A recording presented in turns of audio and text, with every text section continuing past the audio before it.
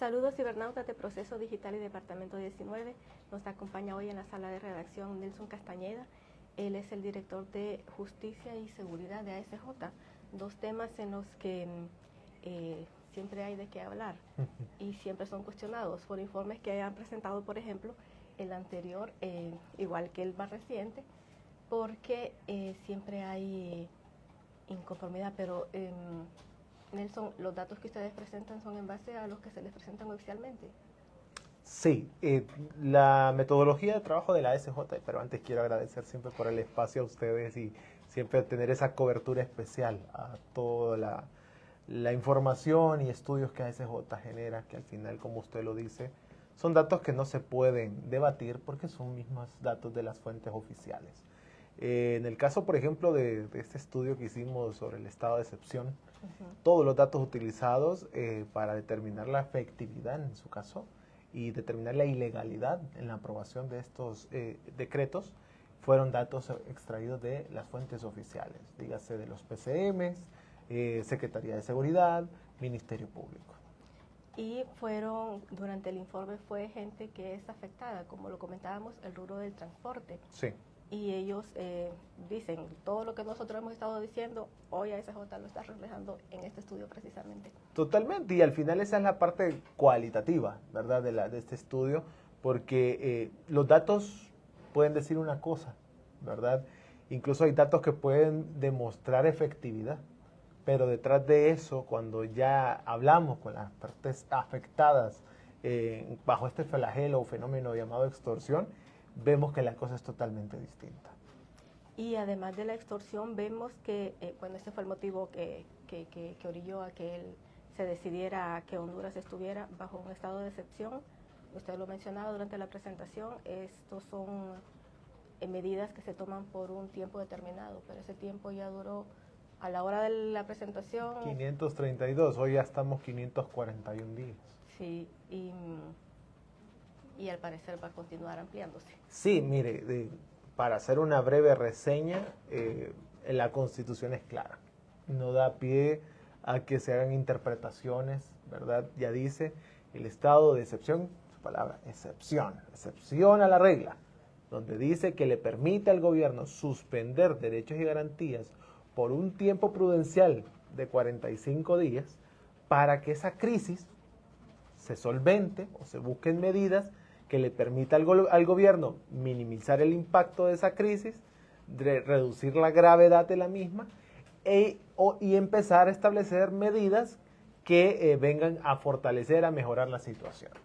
Pero lo que estamos viendo nosotros es una clara desnaturalización, una extralimitación de lo que permite la Constitución. Si bien la Constitución permite prórroga, porque a veces es necesario, tuvimos el caso muy reciente del COVID-19, donde se implementa una excepción para la suspensión de ciertos derechos y garantías, pero era por eso mismo, porque no teníamos una vacuna, no había una cura, por lo tanto la propagación del mismo y la tasa de mortalidad era tan grande que el gobierno tenía que estar prorrogando para evitar que nosotros saliéramos y nos contagiáramos. Pero en el caso de la extorsión y en el caso del plan para el tratamiento de la extorsión, que a veces siento que se olvidan de que hay un plan, ¿verdad?, los funcionarios, y ese es el que deberían de estar siguiendo al pie de la letra, se están enfocando más que es el estado de excepción el que está dando resultados. Pero lo que preocupa es que el estado de excepción es una suspensión de garantía, por ejemplo, el tema de la inviolabilidad de su vivienda, que lo habíamos dicho hace poco, que ahora le permite a las autoridades poder ingresar a su vivienda a cualquier hora del día, cuando la Constitución dice que podrán ingresar mediante orden judicial o en caso de flagrancia por orden judicial de 6 de la mañana a 6 de la tarde.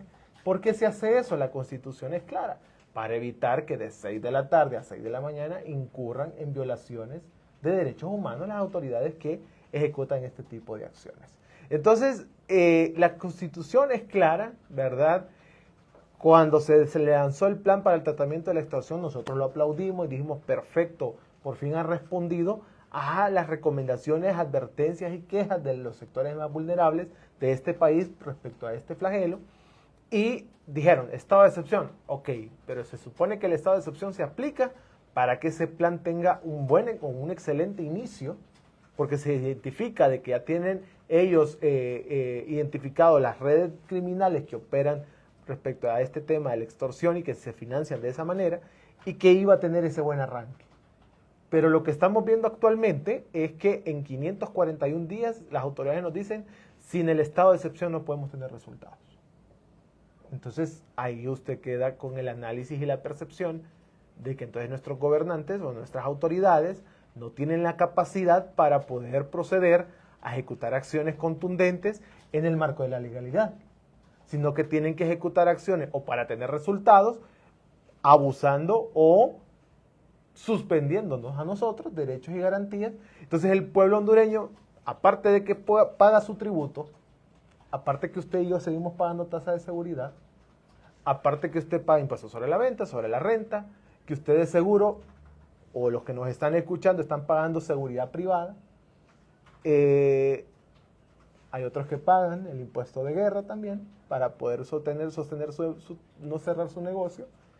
También nos están diciendo la población tiene que pagar, que es invaluable, con derechos y garantías, porque eso es algo que la Constitución a nosotros nos lo da, y la Constitución exige al gobierno no dedique sus esfuerzos en suspender derechos y garantías, dedique sus esfuerzos en proteger los derechos fundamentales y las garantías de los hondureños.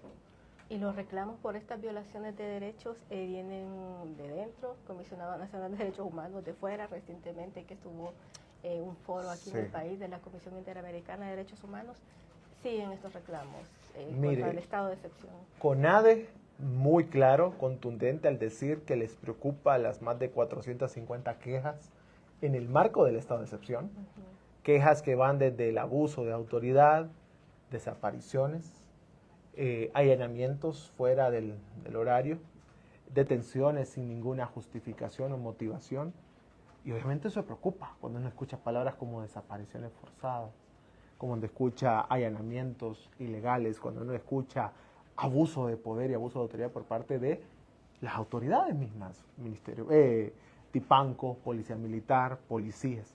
Entonces, también alza la voz la oficina del Alto Comisionado, donde dice, en mi oficina tengo 17 casos también de abusos de autoridad y violaciones de derechos humanos graves, de delito sexual, de detenciones, desapariciones, lo mismo. Entonces, ¿qué es lo que se expone por parte de organismos internacionales, especialistas en materia de derechos humanos, organizaciones de sociedad civil hondureñas, que se le está advirtiendo al Estado de Honduras?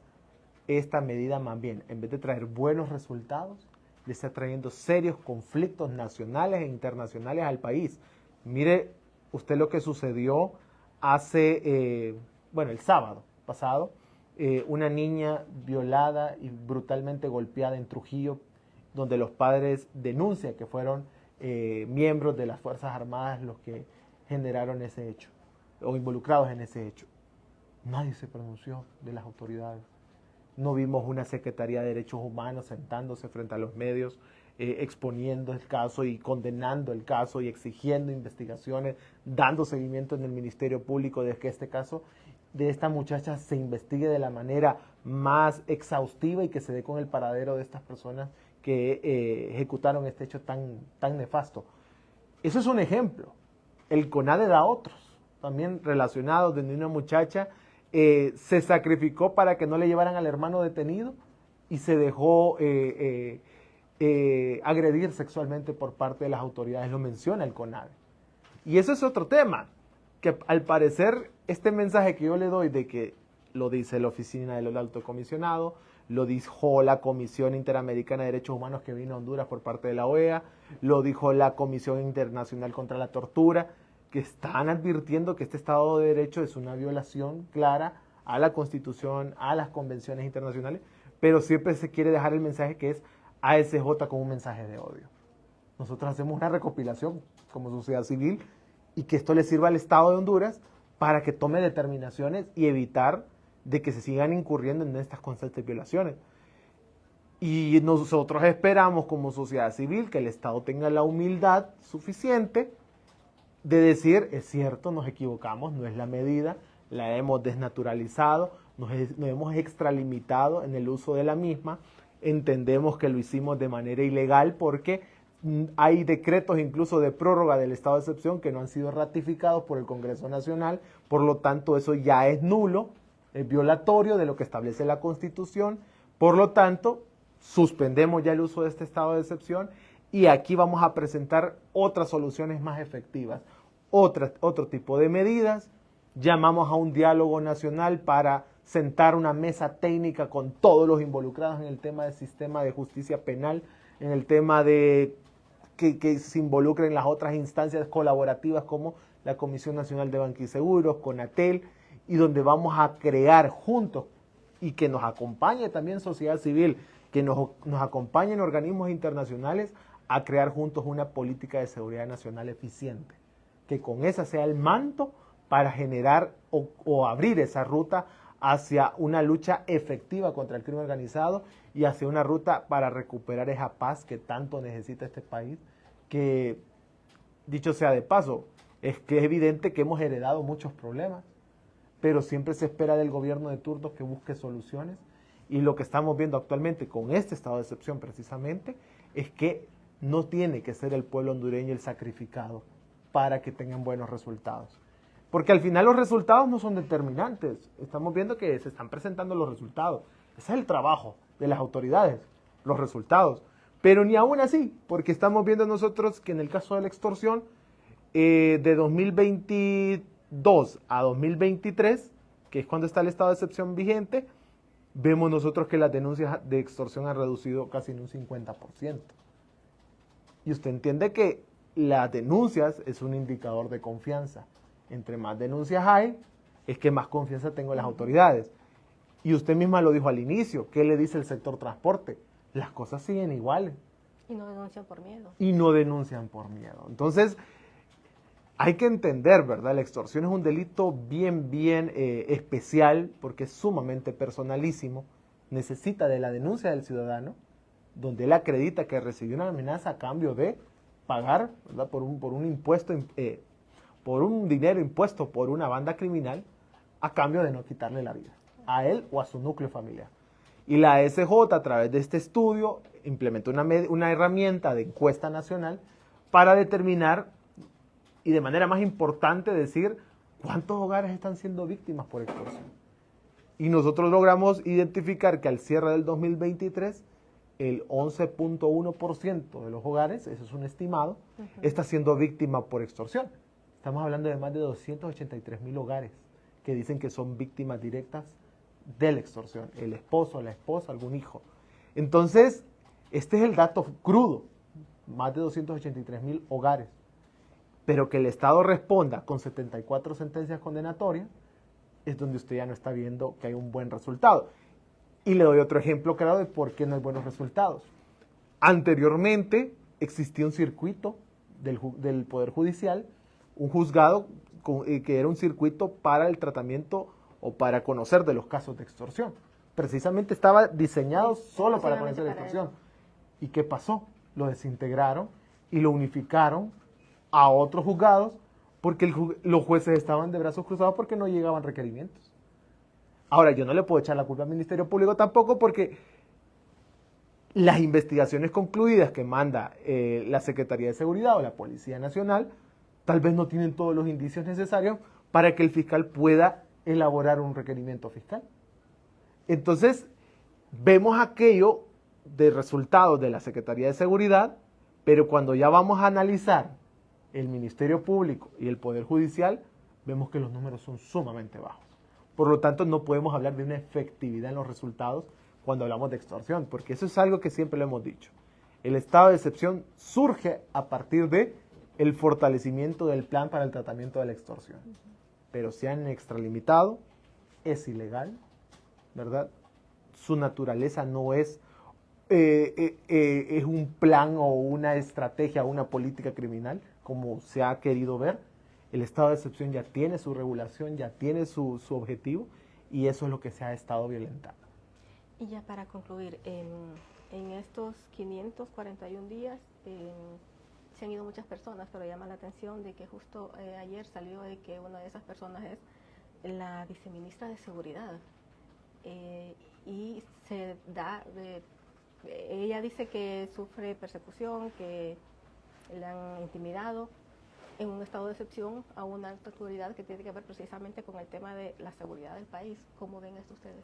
Mire, en primer lugar, siempre tenemos que poner sobre toda cuestión política de contexto la vida humana. El hecho de que la viceministra se haya trasladado a otro país por seguridad propia, pues eso creo que no lo podemos nosotros condenar, ¿verdad? Ella está en todo su derecho de resguardar la vida de ella y de su familia, pero sí preocupa e impacta en gran medida en la percepción de la ciudadanía el hecho de que una alta funcionaria de la Secretaría de Seguridad tenga que salir del país por temor a su vida. Porque ¿cómo quedamos entonces todos los demás que estamos aquí viviendo el diario vivir de la situación que se está aconteciendo? Entonces, preocupa, ¿verdad? Nosotros como ASJ hemos sido muy reiterativos en decir que la Secretaría de Seguridad ha quedado de ver en arreglar la casa, ¿verdad? Ordenar la casa. Mucho conflicto interno, muchos dimes y diretes, que al final genera vuelve a impactar en eso que hablábamos en la confianza. ¿Cómo confío yo en mis autoridades si ni ellos confían entre ellos? Entonces, ahí es un tema que también hay que analizar. Es una alta responsabilidad de las máximas autoridades de esta institución. Incluso también recae sobre el compromiso sobre la presidenta Xiomara Castro, quien también debe de pedir explicaciones sobre esta situación, porque un alto funcionario de su gabinete está sufriendo una persecución o percibe que su vida está en riesgo. Por lo tanto, hay una situación que se debe de mejorar, que se debe de atender con la seriedad del caso y evitar, ¿verdad?, una situación que después vaya a repercutir gravemente en la imagen nacional e internacional del país. Nelson, muchísimas gracias. A usted. Nelson Castañeda nos acompañó, él es el director de la Dirección de Seguridad y Justicia. A ustedes gracias por sintonizarnos y les invito a que vean esta y otras entrevistas en Proceso Digital y Departamento 19.